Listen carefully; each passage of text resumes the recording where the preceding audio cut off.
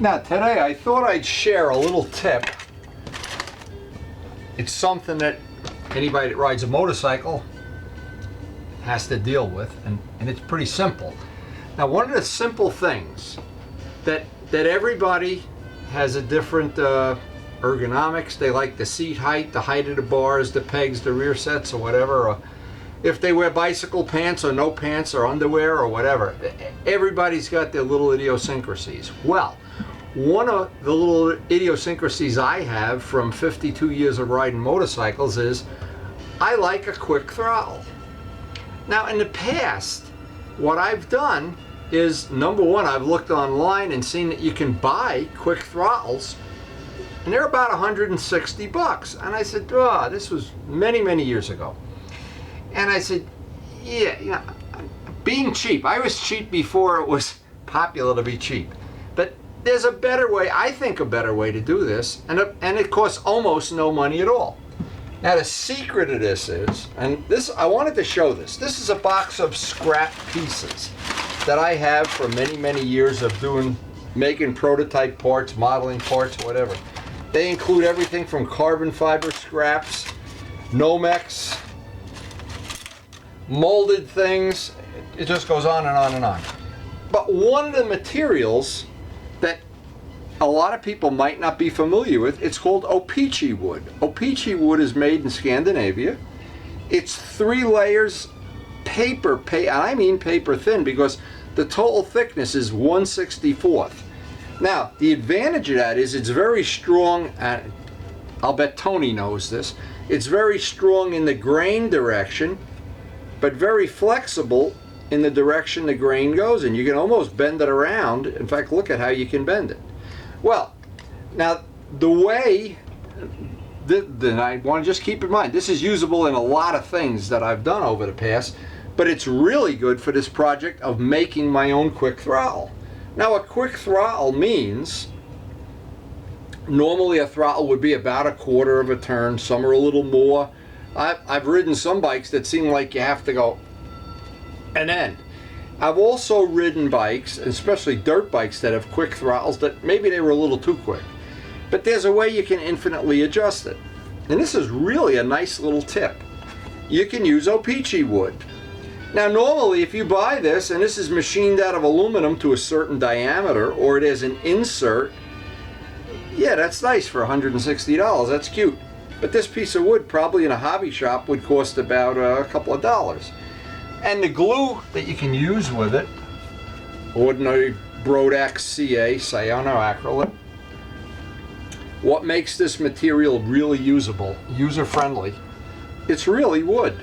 Now what's going to happen is when I take and cut this, the grain, if I cut it in the direction, I could bend it around almost anything. Well, because if you think about this, let me show this up close.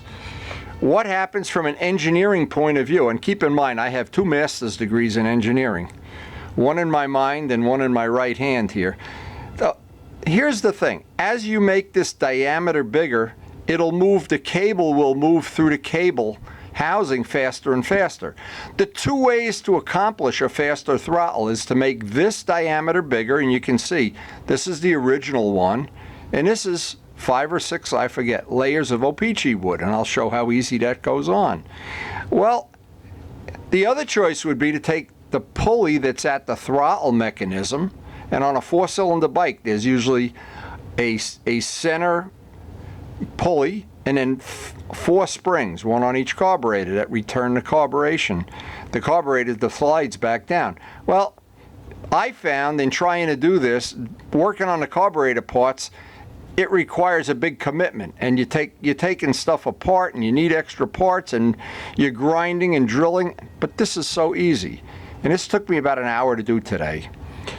And what I do is add 1 layer at a time. This wood, by the way, is really some special material. When it's got a coating of CA, and you can see pretty much, you can figure out what I've done is just add layer after layer after layer. The glue, and I'll demonstrate how the glue works in a minute, but you can just add that. Then at the end I'll block sand this all down. But what it does, now it's infinitely adjustable. Every time I add a layer to this, the throttle's going to get quicker and quicker and quicker, If I go too far, I can just take a razor and peel one off, or even better, sand it off by hand or with a Dremel tool. The only downside of this is it takes a little finesse to get that edge just right, but nothing.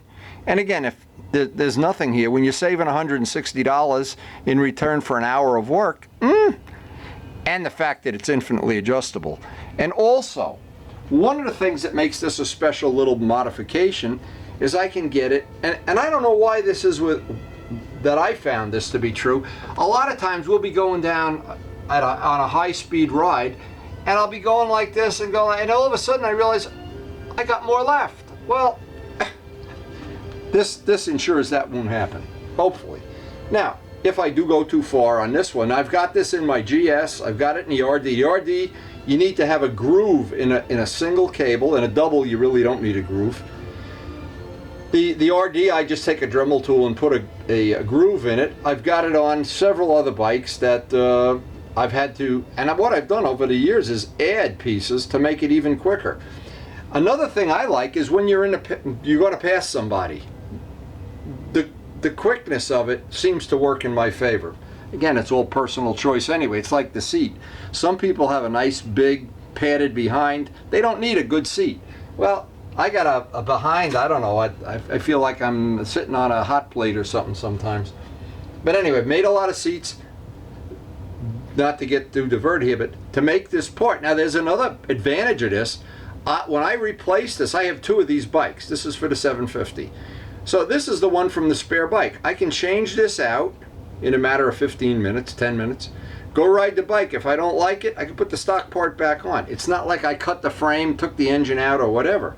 This is a nice simple modification. Now, the way this works, I guess for a lot of people maybe that aren't modelers, have never seen this material, it comes in 64th, 32nd, which is a little bit more difficult to bend, but it doesn't really matter. And if you take cyanoacrylate, it bonds the nylon, plastic, metal, aluminum, titanium. There's nothing CA doesn't bond to glass.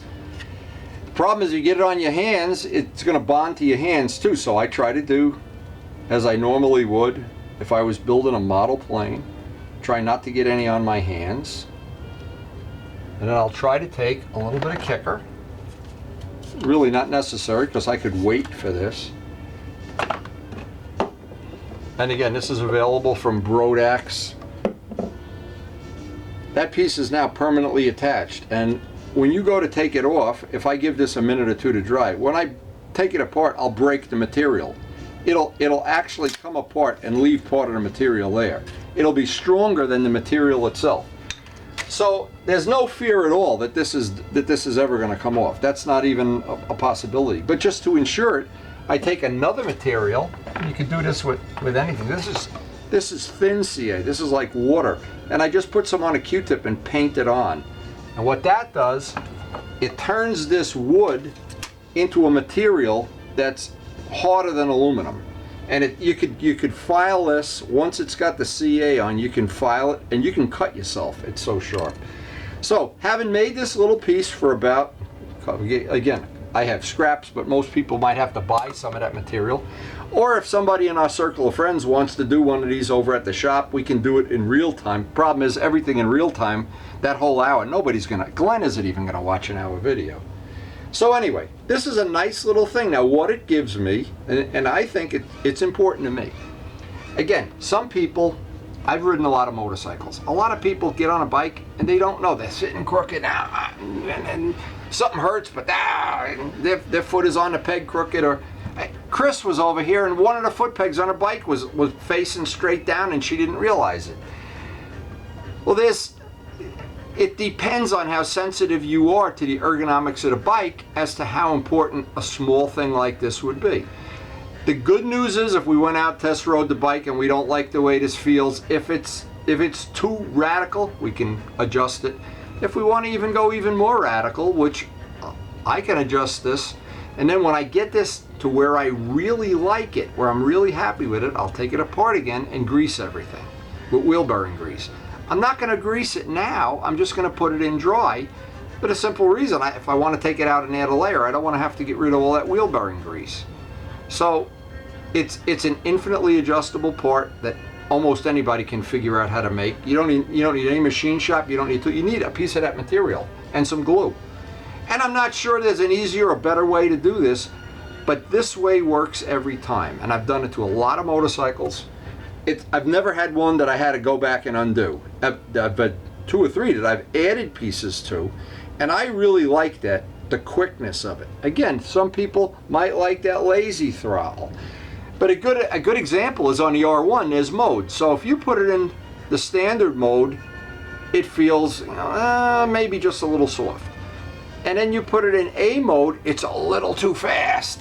Well, that's why they have 3 modes on it. But this allows you to do it without modes. You can go back to an old carbureted bike that doesn't have a computer and doesn't have a chip and a television set under the seat or anything. It's just something that's very simple to do. Again, you can undo it, not like cutting the frame, whatever. But I just wanted to share this, and as I think about it, the next one we do for somebody, or for, actually you don't even have to be in a shop to do this. I'm just thinking you could, if you live like Tim lives in California, you could send me this part over the winter or something, and I can do this in about an hour.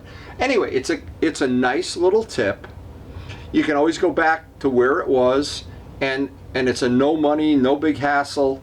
But when it works, when you get this to be just right, and one thing keep in mind, as you make this diameter bigger, you're trading leverage for motion. So the spring on a carburetor may feel a little stiffer. So you might want to think about, if you go radical and add 10 layers, that spring may get really stiff, that the throttle will snap right back. But you can get rid of that too, just by replacing the spring. Not the one on the shaft on a 4-cylinder bike, the one that goes from that pulley. And I've got, again, Harbor Freight, they sell you a box of springs for $5. And you can just infinitely adjust that.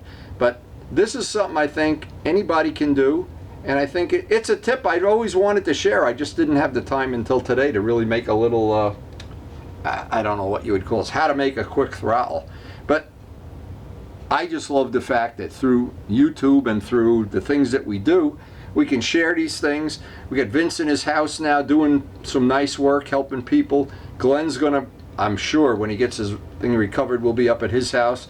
And I've tried to give everybody the idea that, because it's like model airplanes, when you have a lot of friends all working on similar projects, you can all share information, share technology, help each other, and in the end, you have a really nice group of friends, and I think we've already got a nice group of friends. Anyway, that's my little tip of the day.